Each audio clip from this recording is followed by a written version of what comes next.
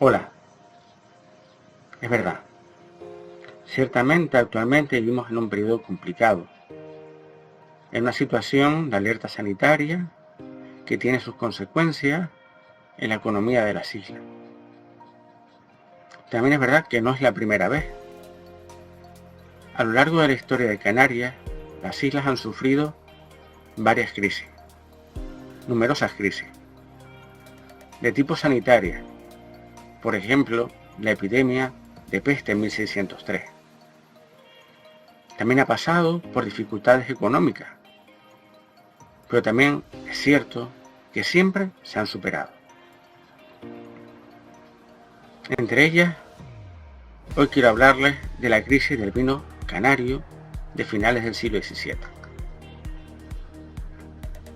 No sé si saben que desde la ocupación y puesta en explotación de las islas por parte de los europeos, en particular los castellanos, se empezó a cultivar la vid.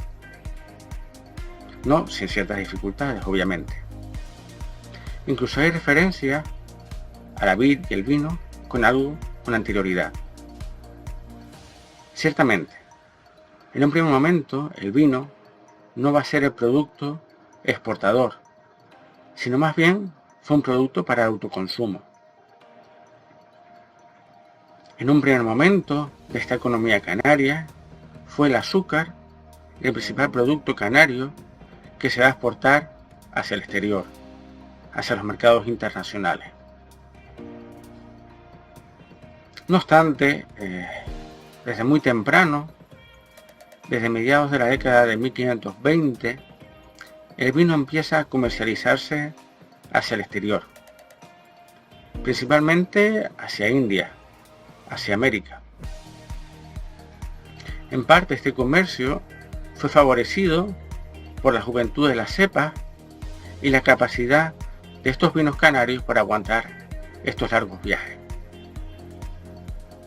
Es verdad que aún no son cantidades significativas, ni se había garantizado tampoco el abastecimiento a la población de las islas, pero sí es verdad que es un punto de partida de una economía canaria que se basará y sustentará en este comercio del vino hasta las primeras décadas del siglo XVII. Será en este periodo, a inicios del siglo XVII, en las primeras décadas, cuando conocerá su mayor esplendor. Se exportaba el vino a distintas regiones de Europa. Recordemos las palabras, las referencias que realiza Shakespeare al vino canario, por ejemplo. Se enviaba también a África, se comercializaba con América, no solo con la parte castellana, también con la parte portuguesa, con el Brasil. La vid ya en esta altura, entrada la segunda mitad del siglo XVI, se convirtió en un cultivo predominante y el vino en el principal producto exportador de las islas hacia estos mercados internacionales. Pero antes de seguir, recordemos que en esta época el comercio con América era un monopolio de la corona castellana y el tráfico con el continente americano era controlado por el monarca, el Consejo de Indias, y se articulaba también a través de la Casa de Contratación, que estaba instalada en Sevilla. La única excepción a este monopolio, controlado por la corona y articulado desde Sevilla, era Canarias. Justamente este auge de la economía del vino canario causó el recelo de los comerciantes sevillanos utilizando esta casa de contratación y en consecuencia se impuso sobre Canarias medidas restrictivas y subidas de aranceles por parte de las autoridades vinculadas a la corona. La excepción mercantil de Canarias al monopolio suponía una brecha en estas restricciones, en este monopolio castellano, y sobre todo competía directamente con los caldos andaluces, con precios más bajos y con menores costes en la transacción. Para controlar esta oferta isleña, se establecieron en las islas unos jueces de registro en los principales puertos canarios. Además, desde la administración central se tomaron otras medidas restrictivas, como la prohibición de navegar fuera de las flotas reales, las autorizadas, y la limitación del tonelaje de los productos a exportar. Por tanto, los inicios de la crisis del vino canario lo podríamos situar en la década de 1620-1630, como consecuencia a varios factores. Por un lado, las duras limitaciones interpuestas por el Consejo de Indias y la Casa de Contratación al tráfico de Canarias con América. Ya hablamos de las restricciones con la creación de aquella figura, la de los jueces de registro. Pero es que además, la corona llegó a prohibir el tráfico canario con América en 1649. Es verdad que ante las quejas de los canarios, al año siguiente se volverá a permitir el comercio con América, pero ya desde entonces con grandes limitaciones al tonelaje y también al periodo que va a ser a partir de ahora renovable. Claro, limitada la posibilidad de remitir mercancías a India, los comerciantes isleños buscaron otras alternativas, principalmente los mercados lusos, los cuales no estaban controlados directamente por aquellos jueces de registro. Sin embargo, con la ocupación holandesa por parte de Brasil, recordemos que Brasil era un mercado consumidor importante de estos vinos canarios, pues con la ocupación de los holandeses de Bahía y sobre todo de Pernambuco en 1630, la comercialización de estos vinos se tornó cada vez más difícil.